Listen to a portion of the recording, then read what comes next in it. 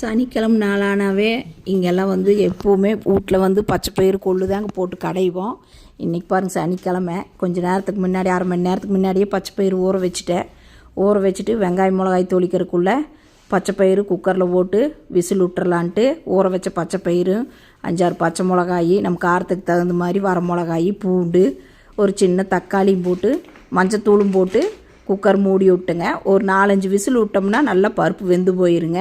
அதாவது நம்மளுக்கு எப்போவுமே சனிக்கிழமை நாள் முக்கால்வாசி காய் இருக்காது.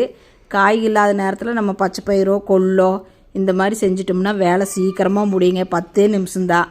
ஒரு ரசம் வச்சோமா ஒரு அப்பளம் பொரிச்சோமா வேலை தீந்துடும். அப்புறம் பார்த்தீங்கன்னா குக்கர் மூடி போட்டு விட்டேன். 4-5 விசில் வந்தது. விசில் வர்றக்குள்ளே இன்னொரு சைடு பார்த்தீங்கன்னா நேற்று நல்லா மழை பெஞ்சதுக்கு வீட்டில் இருந்த பப்பாளி மரம் விழுந்துருச்சு. அதில் இருந்த காயெல்லாம் எடுத்து நல்லா இன்றைக்கி பொரியல் பண்ணலாம் அப்படின்ட்டு பப்பாளி காய் சீவி நல்லா துருவி, அதாவது முட்டைக்கோசு மாதிரியேங்க நல்லா துருவி நல்லா எண்ணெயிலேயே வதக்கி பொரியல் ஒரு பக்கம் தாளித்து விட்டேங்க. இன்றைக்கி எங்கள் வீட்டில் சனிக்கிழமை இதுதாங்க. அதாவது பச்சை பயிரும் ரசம் பப்பாளி காய் பொரியலும் தான். இப்போ பாருங்கள் 4-5 விசிலுக்கு அப்புறம் பார்த்தா பருப்பு நல்லா வெந்துருச்சு. ஒரு பக்கம் பப்பாளி காய் பொரியலும் ஆகுது. இப்போது நல்லா பருப்பு மற்ற வச்சு நல்லா கடைஞ்சிட்டு சின்ன வெங்காயம் பச்சை மிளகாயெல்லாம் ஒரு பக்கம் நல்லா அரிஞ்சு வச்சுருந்தேங்க. அதை ஒரு பக்கம் தாளித்து விட்டேன். நீங்களும் வீட்டில் சனிக்கிழமை நாள் ஆனால் காய் இல்லைன்னு பிரச்சனையே இல்லைங்க. அதாவது நம்ம பச்சை பயிரோ கொள்ளோ இல்லை கடலை ஊற வச்சு இல்லைன்னா தட்டைப்பயிரும் கூட இருந்ததுன்னா பண்ணிக்கலாங்க.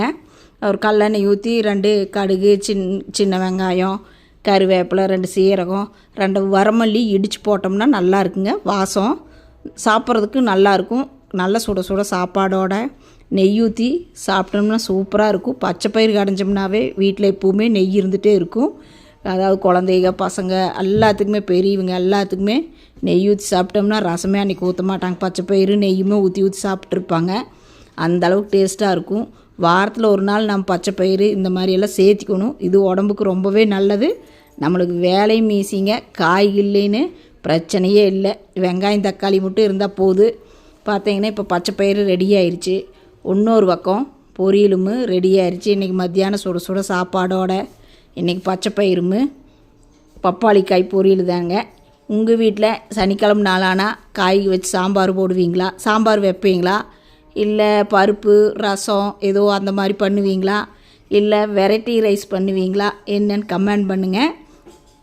முக்கால்வாசி எங்கள் ஊர்லையெல்லாம் பச்சை பயிறு கொள்ளு இல்லாட்டி முளைக்கட்டின பச்சை பயிறு கொள்ளு பண்ணுவோங்க. அதுவும் நல்லாயிருக்கு. டேஸ்ட் நல்லாயிருக்கும்.